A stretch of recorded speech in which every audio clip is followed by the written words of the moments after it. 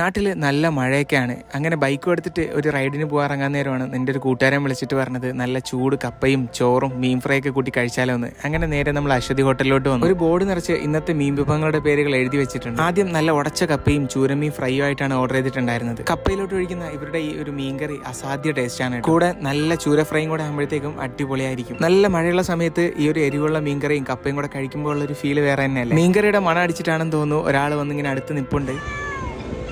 ചൂര ഫ്രൈ നിമിഷ നേരം കൊണ്ട് കാലിയായി. അടുത്തതായിട്ട് ഒരു ചെമ്മീൻ ഫ്രൈയും കൂടെ പറഞ്ഞിട്ടുണ്ടായിരുന്നു. കപ്പ മാത്രം കഴിച്ചിട്ട് വിശപ്പ് അങ്ങോട്ട് തീരുന്നില്ല. നല്ല ചൂട് ചോറും കപ്പയും പരിപ്പേറിയും കൂടെ കൂട്ടിയിട്ട് ഒന്ന് കഴിക്കാമെന്ന് വിചാരിച്ചു. പരിപ്പ് കഴിഞ്ഞിട്ട് രണ്ടാമത്തെ റൗണ്ട് കുറച്ച് മീൻകറിയും കൂടെ കഴിച്ചിട്ട് കപ്പയും ചോറും ആയിട്ട് എല്ലാം കൂടെ ഒരു പിടി. കൂടെ ആ മീൻ ഫ്രൈയുടെ പൊടിയും കൂടെ ചേർത്ത് കഴിച്ചാൽ ഒരു രക്ഷയുണ്ടാവും. ആരും കണ്ണൂട്ടുകളയിലെ അടുത്തായിട്ട് ഒരു ആവോലി ഫ്രൈയും കൂടെ പറഞ്ഞിട്ടുണ്ട്. ആവോലി ഫ്രൈ ഒരു രക്ഷയില്ല കേട്ടോ, കിടിലൻ ടേസ്റ്റ് തന്നെയായിരുന്നേ. സംഭവം എല്ലാം കൂടെ കഴിച്ചു കഴിഞ്ഞപ്പോഴത്തേക്കും എന്റെ വയറങ്ങോട്ട് ഫുള്ളായി. ടോട്ടൽ ബില്ലെല്ലാം കൂടെ 770 അടുപ്പിച്ച് വന്നിട്ടുണ്ട്. പുറത്തിറങ്ങിയപ്പോൾ വീണ്ടും നല്ല ചാറ്റൽ മഴ ഉണ്ടായി. ബൈക്ക് എടുത്തിട്ട് നേരെ വീട്ടിൽ